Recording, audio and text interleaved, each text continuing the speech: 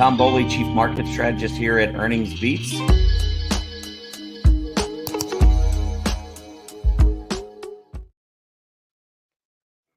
Hey, good morning, everyone. It is Tuesday, December 12th, 2023. Welcome to this edition of Trading Places Live. I'm Tom Bowley, Chief Market Strategist here at EarningsBeats, and I'll be your host for the next 30 minutes or so as we check out what's going on in the market. We did have a big CPI report that was just released about 30 minutes ago. Really no big shakes. It came in really as expected.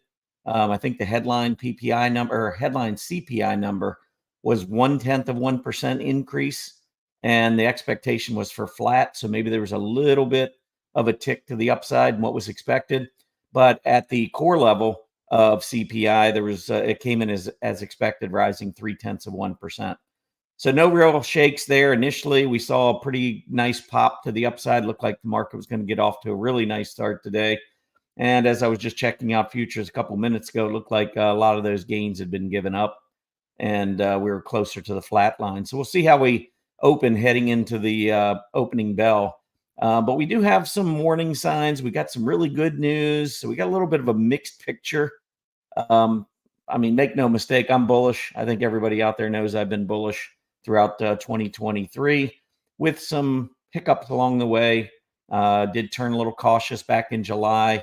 Didn't really know how long the weakness might last, but I did feel like we were going to have some issues to try to navigate for at least a period of time, and turned into a 3-month correction where we lost more than 10% of our major indices points. But we bounced back last couple of days. We've gone through that 4,600 level. We've done it with gusto, as far as I'm concerned, at least in terms of the relative strength of the sectors, what was leading us. And so I'm going to get into all that in just a couple minutes. But let's go ahead and take a look at what happened yesterday, Monday, to start off the week.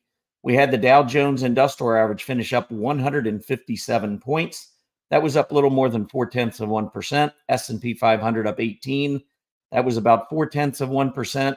The NASDAQ 100 jumped 137 points. That was 0.85%. So really doubling what we saw on the Dow and on the S&P 500. Mid caps up about 0.5%. Small caps, the IWM, rising about 0.2%.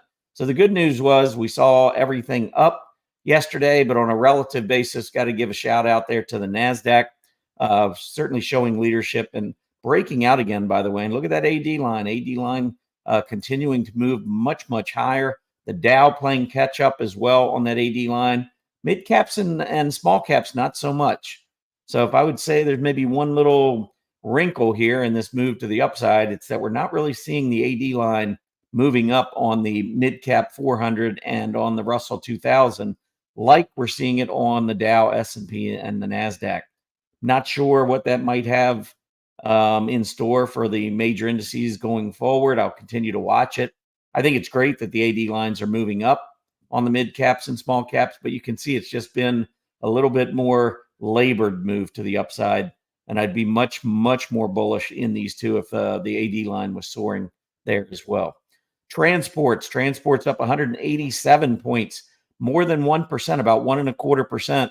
One of the things I had mentioned in our weekly market report that I sent out yesterday was that on this bottoming head and shoulder pattern, you can see the left shoulder, left side of the neckline, the head, the right side of the neckline, the right shoulder coming right down to the moving average is almost perfect or almost perfectly symmetrical. Just about anybody, I think, who has any understanding of patterns probably saw this pattern, or maybe at least recognized it. We made the breakout above the neckline, which was great. We had struggled, though, at the end of last week, pulling back. And what I mentioned was there are two key supports when you make this breakout above the neckline. The first is obviously the neckline itself. When you extend it over, broken resistance becomes support. That's TA 101. Also, when you're coming back down, if that 20-day moving average is a little bit below the neckline, I like to give it a little bit more room. So I like those two key support areas, the neckline itself, and then that rising 20-day moving average. We turned up right off the neckline support, almost right on cue. with the transports, like I said, gaining 187 points, sending it back up to about the 15.4 level. A move back through about 15.6 would be really bullish. Let's keep an eye on that. Staples leading the sectors yesterday, just by a slim margin. Actually, 10 of the 11 sectors were higher yesterday. The only one that was down was communication services, but that group had been doing very well. Pulling back for a day is really not that big a deal. Anyway, Staples up almost 1 full percentage point. Right behind Staples, industrials also almost up 1 full percentage point. Technology gaining almost 0.9%. Technology has been doing well again here over the last week as we've pushed through that 4,600 level. And I'll show you a little bit later in the show what I mean there. From an industry group perspective, hotels up more than 3% yesterday. Gambling stocks up 2.25%. Both of these groups part of the consumer discretionary group. So it's nice to see consumer discretionary bouncing. Here were your two leaders in that sector. Semiconductors, they'd been kind of quiet after making that big move up through the middle of November. We saw the pullback all the way back down to the 10,000 level. Well, here we are right back to 10,600 and change. So a quick 6% move back to the upside off of that 20-day test. And now we're back up challenging highs on the semiconductor group. And I would say semiconductors are probably the most influential industry group in the market. So I like to see the semiconductors doing well. I wouldn't mind seeing a little bit more consolidation. Maybe that'll happen later this month or maybe even later this week. But we'll be keeping an eye on that industry group because it is so influential in the overall market. Moving on to the 10-year Treasury yield. Let's get the update here again. With that CPI report out for November, came in about as expected. And you can see here that we have the 10-year Treasury yield, which had gapped lower. So the stocks went higher. Not a lot, but there was definitely some buying in bonds as well, taking that yield down earlier. But since that open, we have seen bonds selling off a little bit and the yield rising back up close to where we finished yesterday. We're right now down, I think, 1 basis point to 4.23%. After getting down to 410, which was our measurement on the head and shoulder top, if you recall, the measurement was 410. We went right down to 410 and change. I think we got down to 4.109 or 108, something like that. And from there, I thought maybe we could make a move back up close to 33 on the 10-year Treasury yield. 455 in this head and shoulder topping pattern. We have not been able to get back through that 20-day EMA since. We've tested it back in the second week of November, but we haven't been able to get through. I'll be watching that pretty closely, especially with the Fed. The Fed started its 2-day meeting today. It's the final Fed meeting of the year. Consensus is that they're not going to do anything, that they're going to continue to remain on pause at this point. But what is their wording going to be? Are they going to change anything? Are they going to become a little bit more dovish?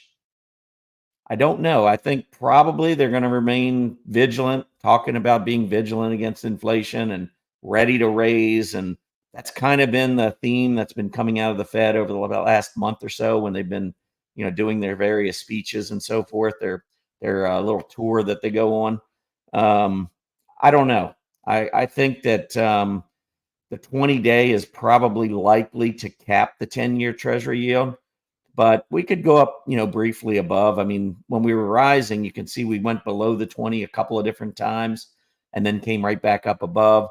I suspect we're going to be in that kind of a trend for the next, probably at least the next couple months, where we mostly stay below that declining 20-day EMA, but occasionally maybe pop above it. 433, though, that's the first level to watch. If we get back above there, then it merits a little bit more of our attention. If it stays below the 433, below that 20-day EMA, that's going to be good for U.S. equities. Historically, lower rates, everything else, if we just ignore everything else and only look at interest rates, lower rates mean higher valuations of stocks, period. End of story. When rates go down, if nothing else changes, valuations in the stock market should go up because all those future earnings will now be discounted back at lower interest rates, which results in higher valuations. So that's the way the whole game works with interest rates and valuations. Now, when rates go up, you might say, well, why sometimes the rates go up and the stocks go up as well? Well, if growth goes up at a rate that's more than offsets interest rates going up, stocks can keep going up. And if rates are coming back down, and they're coming back down because of perhaps a weaker economy down the road, profits, guidance can be lowered. And all of a sudden, we could see the rates coming down and stock market coming down. But as I said, if we ignore everything else and only consider interest rates, lower rates equals higher stock prices every single time. Higher rates mean lower stock prices every single time. It's all the other stuff that can dictate the stock market as well. Growth rates, raising guidance. I like to look at which sectors are leading the market. I mean, for me, when I see those higher growth areas leading the market, that's usually a good sign. Anyway, let's move on to the S&P 500. Everyone was on 4,600 watch. We went right through, getting close to my prediction from Market Vision 2023. Back all the way back here, beginning of the year, the S&P 500 between 3,800 and 3,900. I said my target end of the year, 4,700 on the S&P 500. We're now at 4,622 on yesterday's close. But this breakout doesn't come without some issues. And as you can see, these last couple of days moving up through 4,600. Good news is we broke out above that late November high, early December high. We also broke out above the July high on the S&P 500. That's the good news. The bad news is, as we've broken out, you can see that PPO is weak. Now, some like to jump right in and look at divergences and say, oh, it's a negative divergence, I'm selling. That's what you do if you consider divergences as your number one primary indicator, which I do not. That is a secondary indicator. So I'm aware of it. There is nothing more important to me than price and volume. And when I see the market making a big breakout, I respect it. I want to be long until I get corroborating evidence that this negative divergence is a problem. And that corroborating evidence would be some sort of a reversing candle. Maybe we open lower. I don't know where we're going to open right now. Futures are kind of mixed. But let's say we open slightly lower and then intraday we make a new breakout and then fall back and close back below 4,600. That would be a false breakout, return back below the breakout level with a negative divergence. I think things start to get a little dicier with that kind of a move. Or maybe we just get a gap up. Maybe going into the open, we're going to strengthen. Gap up, trade up. Maybe we get the 46.40, 46.50. And then all of a sudden this afternoon, we sell off ahead of the Fed announcement tomorrow. That type of reversing candle, negative divergence with the Fed announcement might make me a little bit more cautious. I've been telling members right now, I don't think this is the time to be in leverage, even though the market's been going up the last couple of days. I just think there's too much risk. It's not that I don't think the market can keep going higher. If I didn't think the market could keep going higher, I wouldn't be long anything. I'm still long the major indices. I'm just not using leverage. If we get that reversal, come back down, then I might think about getting out of my straight ETF positions and maybe starting to move a little bit more into leverage. But right now, I think the risks are too high for leverage. So I'm happy just to go along with the major indices. But right now, 4,600, getting above that level, definitely important. Even if we do pull back later this week, I suspect we're going to rally into the end of the year. If I had to guess right now, I actually think we end up over 4,700 at the end of the year as opposed to beneath it. That would be my guess. Maybe 4,750, 4,800, getting close to that all-time high. That wouldn't shock me. And short term, some of this may have to do with what the Fed has to say tomorrow. And we do have a PPI report coming out tomorrow as well. NASDAQ 100 also making a breakout above that November high. November was already higher than July. So we continue to see a nice move there. Look at the volume picking up. I mean, volume's accelerating as we make this push to the upside. So yes, we've got negative divergence in play. But what happens if we just keep going up for the next week or 10 days? I mean, historically, this isn't a good week. But historically, it hasn't gone down every year. It's a tendency for the market to struggle this week. but it's certainly not a guarantee. It's nowhere near a guarantee. What if we keep going higher? I mean, these divergences can be eliminated. See it all the time. So I would not be looking at this negative divergence and saying, hey, the market has to go back down. It may go back down. And there are other reasons why it could go back down, namely options expire this Friday. And we got a lot of in-the-money call premium. We're going to talk about that with our members later tonight. We do a monthly max pain event. Every calendar month, we do it the Tuesday before the third Friday. Mark your calendar. Tuesday before the third Friday. So what is this huge rally from the last 6 weeks going to mean as we head into options expiration? Remember, as the market goes up, a lot of folks just pouring into calls. What are market makers doing? Selling those calls. So if you sell the calls, you really want the market to come back down. My guess is, and I think it's a pretty educated guess, market makers, when they sell those calls, are probably buying the stock at the same time. That's a covered call strategy. So they can't lose money if the market keeps going up. But what if the market goes up, gets a little tired? Maybe the Fed says something, or maybe we just get closer to option expiration. We run out of buyers, and the sellers, including market makers, start to throw more and more resources on the sell side. So they could sell their stock and then drive prices lower, make money on the short side after having made money on the long side, and then save money on the options. I mean, for market makers, it's a win-win-win. So we can't rule out the possibility that at some point this week, we do have a reversal to the downside. So lots going on in the short term. Make no mistake, long term, I'm bullish. I don't want anyone to say, well, you can't be bullish and bearish. Yes, you can. You can be long-term bullish and short-term cautious. I mean, there are times when the market's going up and I'm heavily into leverage. Other times, market's going up and I'm just simply in regular ETFs and I think it's too risky for leverage. There are other times when we have rallies in a bear market that I may not be in at all. I'm just simply waiting for a top to short again. So not every uptrend's the same.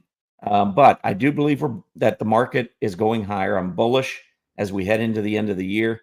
But short term, let's get past the 15th and then see what we have. All right, IWM continues to make a nice push. I really like what's going on here with the IWM. 190, when we went through that 180, 181 area, I said 190 was the next level, and we're pretty much making a beeline towards 190. If we get through that 190, that would be great. I'd be surprised. I think 190 to 191 right in here could hold back the IWM if, in fact, we get there on this run. Nothing says we have to. We go back to the 20-day. But right now, and look at this PPO. Doesn't have the problems that we see on the QQQ and the SPY. Momentum continues to build here. So I would still look at, in this very short term, the IWM is the best performer of the three. And I would continue, if I were trying to maybe weight the three, consider at least in the short term being overweight the IWM. That's what the charts are telling me. Transports, there's that move off the neckline. See that neckline coming in right around 15.2? Went through 15.2. Where did we pull back to? 15.2. Broken resistance becomes support. That, I mean, if you do anything with technical analysis, if you learned anything, that should be the first thing you learned. When you break through a key resistance level, it's almost like, it's very similar to getting on an elevator. You're on the first floor. Up above you is your ceiling. Once you go through that ceiling, now you're on the second floor, and that ceiling becomes the floor. That's the stock market. That's a pretty good analogy about price support and resistance. You know, if you tried to just jump, if you were able to jump high enough, you'd bump your head on the ceiling. But if you get in the elevator and you go through and you come out, you're going to hold. Hopefully, you're not going to just fall through the floor. That's going to be now your floor. It was your ceiling. Now it's your floor. Same thing here. Ceiling. Now it's our floor. Now, the only difference I would say in the stock market is a lot of times when you get these patterns and you break out, sometimes you get the little head fakes. You got market makers involved. I think there's a little manipulation that takes place. I used to be a trader that if it broke back down below 15.2, I'd be out. And then I started realizing a lot of times it would go down to the 20-day and bounce and go right back up above where I got out. And so I started learning to say, okay, if I'm going to buy, I'm going to buy on a pullback, maybe at the 15.2 level, and I'm either going to save powder for the 20-day moving average, or if I do get in to all of it at this 15.2 level, then I'm going to use my stop as that rising 20-day close below that. So anyway, I think transports right now looks bullish.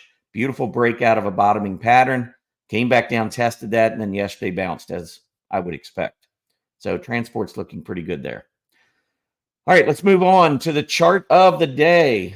We do have this Bowley trend market history up.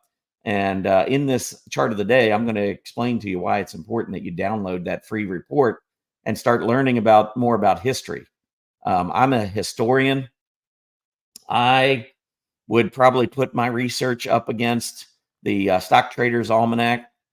I believe in some areas mine's better. I've spent a lot of time. I don't have a book about it, but I do have a PDF that'll tell you at least something about the S&P 500 and some of the trends that you need to be aware of. Definitely as a trader, if you trade stocks, or especially if you trade options, this would be probably one of the most significant PDFs or books or research or whatever that you can be aware of, that you can use in your trading. So go over to EarningsBeats.com. If you haven't already downloaded this, we have a 2-part series. The first part is free. That deals with the S&P 500. The second part deals with 16 of the most popular stocks.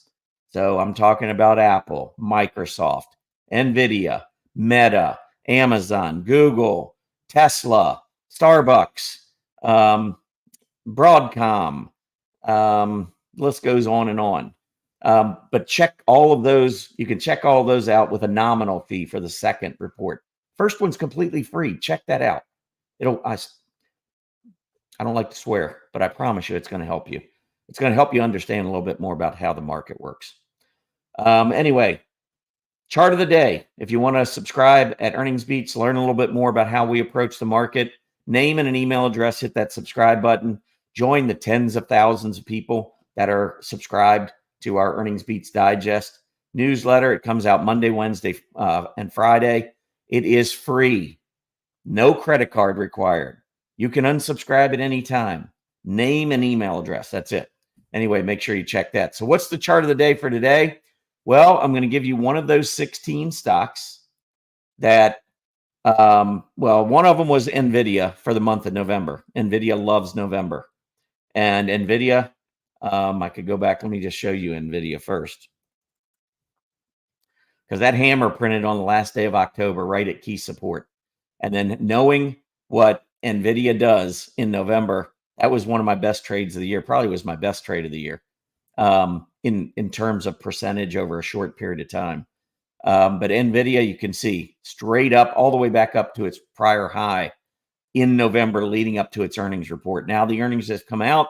You got to sell on the news mentality, and NVIDIA is struggling a little bit here, even though the market's gone back up through that high. But that's okay. It's okay to consolidate for a little while after an earnings report comes out and after you've made a big move. I think NVIDIA looks great here still on the long-term chart. But that was a chart that a chart that I think set up beautifully. Now I'm going to give you a second one. This is one I've talked about a couple of times in December. Broadcom. Broadcom loves the month of December. It actually loves from mid-November to the end of the year. That's when Broadcom's best time of the year is. So let's look from the middle of the November. And it looks like it got started a little early here. But middle of November, we were sitting somewhere around 950. Pulled back a little bit. And I even said I didn't like the volume coming in and pulling back. So I did not hold into its earnings report because I've traded Broadcom a couple of different times. But after the earnings came out, the stock was down 20 after hours. Might have been down more. I saw it down 20 at one point. It came back down and it opened fairly close to where it had closed the prior day. And then over the last 3 days, look at AVGO taking off. Look at the volume coming in. We still got 3 weeks left in December. And AVGO is doing what it does this time of the year. So again, I want to point you back to that download. That will be the start. That series, that's part one of the two-part series. But that'll give you a lot of history on the S&P 500. And then if you want some really good historical information on 16 of the most popular stocks, pay the nominal, I think it's $27 to get that second report. The first report is a 7-page PDF. The second report, 70 pages. It's a huge PDF. Gives out a lot of great information. Trust me, one reasonable trade will pay for the $27 fee. Let's keep moving. The S&P 500. I wanted to go back to that because you can see we got up to 4,600, tested that July high, and then we pulled back immediately. But over the last week or so, you can see this pattern kicking back off again, back to the upside. So I thought, okay, what's leading this 5-day move that's taking us back up through a key 4,600 level? Well, if you pull up the sector summary and you go back and you hit 1 week, you can see what's leading. Technology, the number one group. Consumer discretionary, communication services, industrials in the 4 spot, financials are in the 7 spot. 1, 2, 3, 4, and 7 out of 11. Those are your 5 aggressive groups. And as I always say, the 3 biggest, the most aggressive, and the 3 that do the best when the stock market's going higher, technology, discretionary, communication services, these 3 led the advance on a breakout. That is very bullish. It gives me very bullish vibes about this breakout. If we were breaking out and these 3 were losing ground and everything else, the defensive groups were all up here on top, that would be one of those things that my eyebrows would be raising. I'd be like, I don't know about that. But that's not the case. We're breaking out with 3 aggressive groups leading. That is good news for the market. I'll just leave it at that for now. Relative strength. So I went back and I thought, okay, how about over the last week in this breakout? How about the industry groups?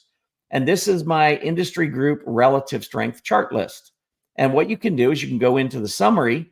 And usually what happens is it just comes up with the 1 day over here. I changed the period to a week. And this is telling me on a relative basis, not absolute basis, on a relative basis over the last week, what industry groups have had the best performance relative to the S&P 500. And I want you, first of all, the way I number this, all the 002s are the XLY. And then within that, I go 001 to 0021, numbering the industry groups within the XLY. So what I could do is I could hit just the name and sort it. And you can see 001s are all the technology. 002s are all the discretionary. We get down here, 003. 003 is communication services, 004, industrials, and so forth. So that's how the whole thing is numbered.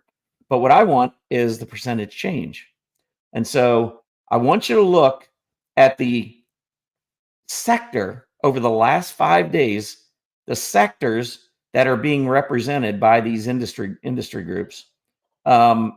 And let's just go down the list. Discretionary, discretionary, discretionary, technology, discretionary, discretionary, industrials, discretionary, industrials, communication services, technology, discretionary, industrials, technology, communication services, discretionary, technology, discretionary, technology, industrials, staples.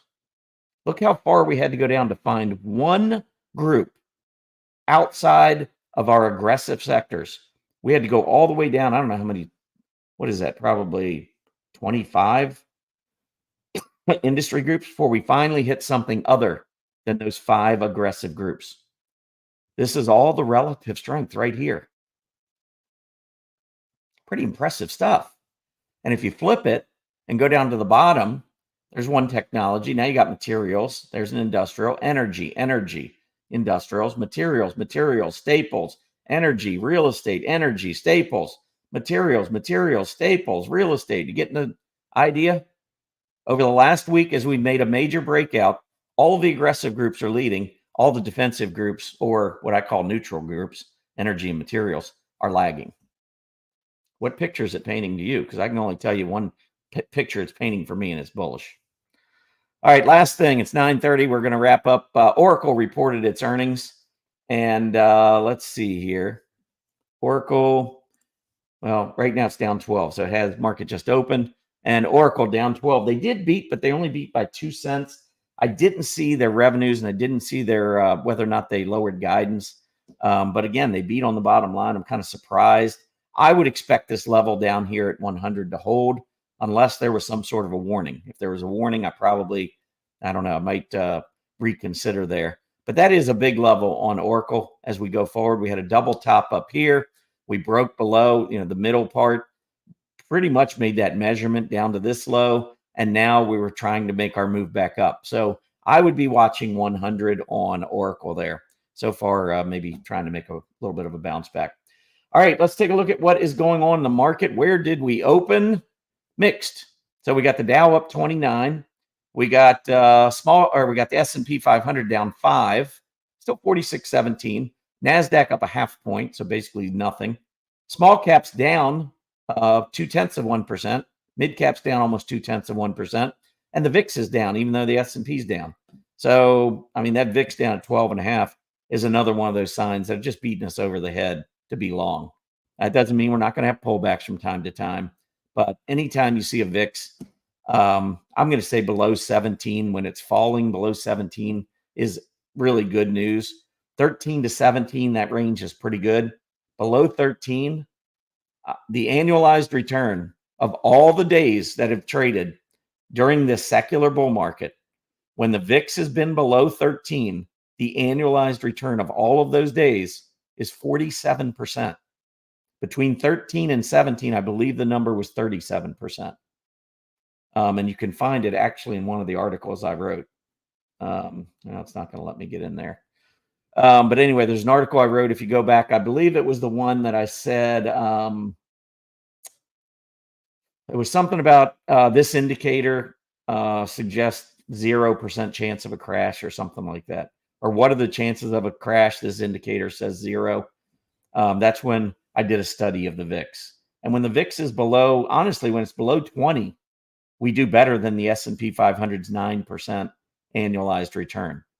So when it's above 20, you got to be careful. And that's what I always preach to our members. When that VIX gets up above 20, I don't care what you think about the market. I don't care how bullish you are. You have to respect anytime that volatility index goes above 20. As it gets 17 to 20, it's like, still, you can be bullish, but just kind of keep an eye on making sure we don't go through 20. 13 to 17 starts to get really bullish. Under 13, extremely bullish. And we're at 1248 right now.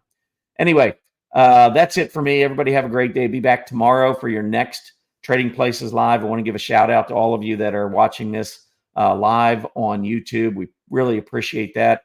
Those who will be watching the video later today, please give us a like and subscribe to our channel. That will really help us just with the YouTube algorithms and all, trying to get more and more folks to understand maybe a little different way of looking at the market than what CNBC provides. Anyway, have a great day, everybody. Happy trading.